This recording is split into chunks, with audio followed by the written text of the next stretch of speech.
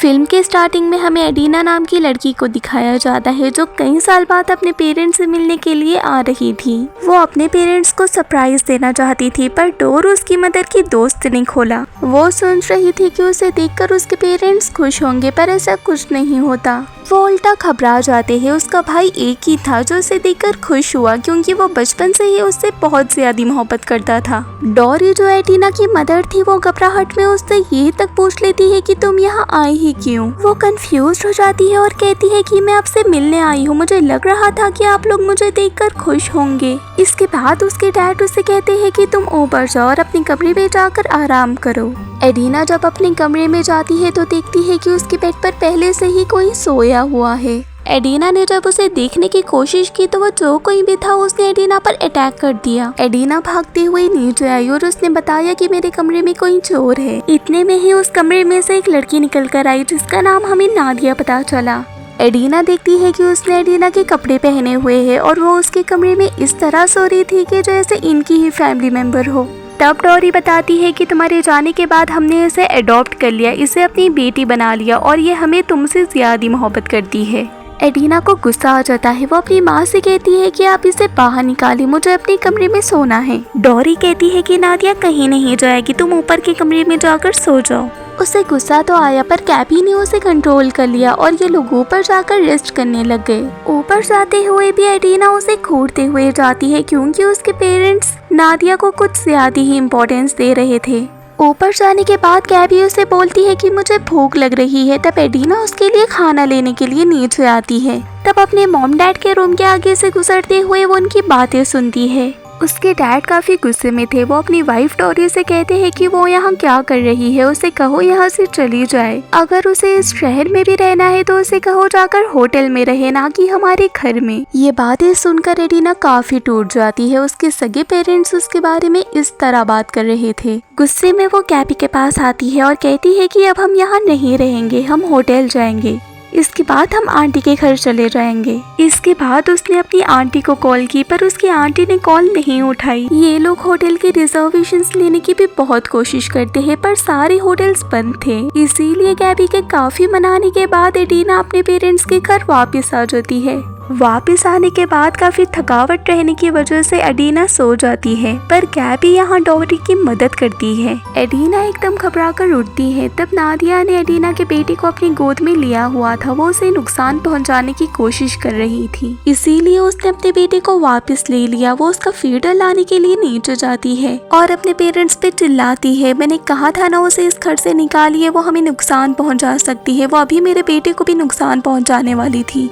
पर वो लोग एडिना की एक नहीं सुनते। एडिना ये देखकर शॉक हो जाती है कि वो लोग नादिया के लिए क्रिसमस गिफ्ट्स लेते हैं और उसे कैंडीज भी देते हैं। अब वो अपने रूम में जाती है जहाँ आजकल नादिया रुकी हुई है। वो नादिया के खिलाफ सबूत इकट्ठा करने लग जाती है ताकि अपने पेरेंट्स को समझा सके वो लड़की ठीक नहीं है जिन्हें उन्होंने अपने घर में रखा हुआ है। काफी ढूंढने के बाद उसे एक सबूत मिल भी जाता है जो नादिया का आईडी कार्ड है। उस आईडी कार्ड में नादिया का दूसरा नाम लिखा हुआ है, जिसे लेकर वो अपने मॉम डैड के पास जाती है और कहती है कि मैंने कहा था ना वो लड़की ठीक नहीं है, उसने आप लोगों को अपना दूसरा नाम बताया है। ये सब सुनकर डोरी को गुस्सा आ जाता है। वो कहती है कि तुम उसके बारे में क्या जानती हो, वो बहुत मासूम सी लड़की है।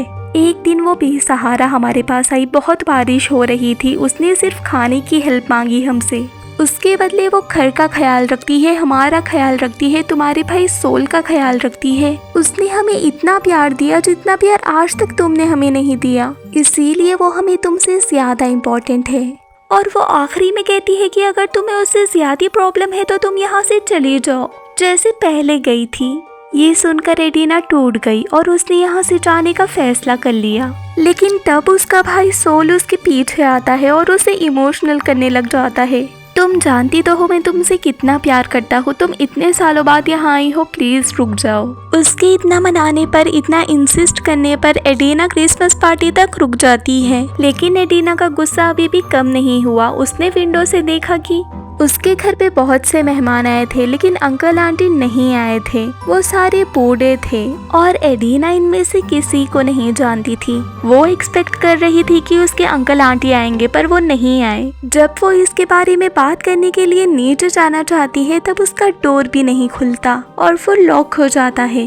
अब यहाँ से बाहर निकलने के लिए एडिना बालकनी से छलांग लगा देती है और इस वजह से नीचे बैठे सारे मेहमानों की अटेंशन इस पर आ जाती है। डोरी एडिना से कहती है ये क्या हरकत थी, बदतमीजी मत करो।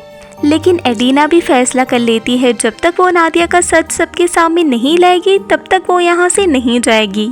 इसके बाद एडिना को अपनी आंटी की कॉल आ जाती है जिसे उसने थोड़ी देर पहले ही कॉल की थी। एडिना उनसे पूछती है कि आप लोग अब तक क्रिसमस पार्टी में क्यों नहीं आए, जिस पर उसकी आंट कहती है कि तुम्हारी मदर ने कहा था वो लोग इस बार क्रिसमस सेलिब्रेट नहीं कर रहे। इस बात पर एडिना हैरान हो जाती है, आखिर क्यों कहा था उसकी मॉम ने ऐसा। अंदर इतनी बड़ी पार्टी चल रही है, अगर 2 लोग और आ जाते तो क्या हो जाता। अब एडिना अंदर पार्टी में जाती है और वो गौर करती है कि सब लोग निकोलस नाम के आदमी को बहुत इम्पोर्टेंस दे रहे थे।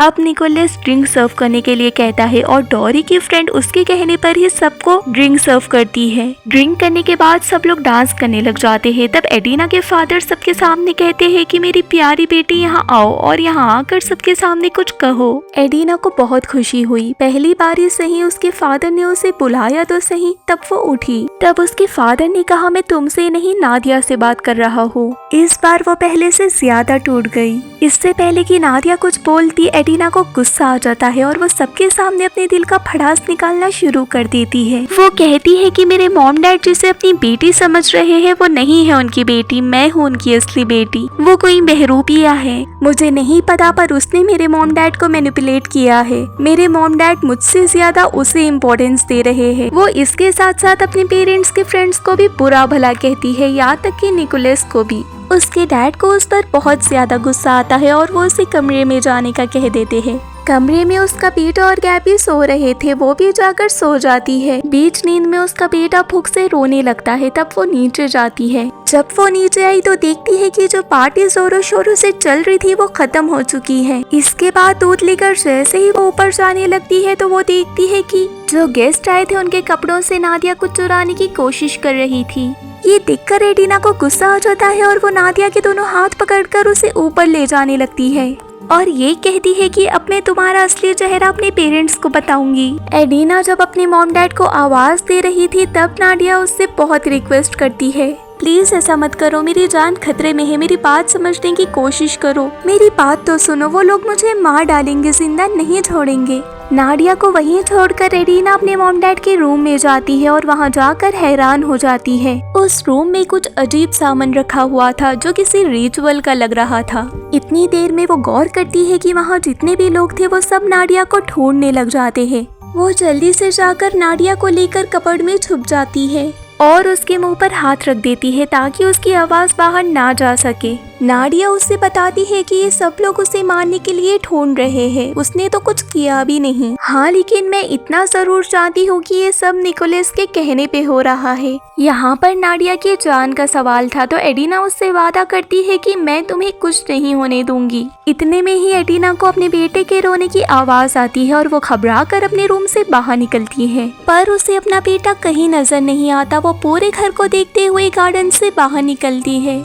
तभी पीछे से किसी ने उस पर हमला कर दिया और वो बेहोश हो गई। कुछ देर बाद जब उसे होश आया तो उसने देखा कि उसके हाथों और पैरों को बांधा गया है और उसके सामने पार्टी में आए सारे लोग खड़े हुए थे। अब निकोलस एडिना के सामने आता है और उसका मुंह पकड़ के बोलता है कि यहाँ पर जो हो रहा है होने दो। हम सब एक कल्ट के मेंबर है और इसका लीडर मैं हूँ। हम शैतान की पूजा करते हैं। शैतान ही हमें पावर देता है कुछ करने के लिए और आज हम उसकी पावर से ही तुम्हारे भाई को ठीक करने वाले हैं। लेकिन इस सब के लिए हमें शैतान को एक बलि देनी पड़ेगी, वो भी किसी ऐसे शख्स की जिसे तुम्हारे पेरेंट्स ने बेटी से बढ़कर प्यार दिया हो। इसीलिए उन लोग ने नादिया को अडॉप्ट किया और तुमसे ज्यादा प्यार दिया। आज उसी का सैक्रिफाइस देकर हम तुम्हारे भाई को ठीक कर देंगे।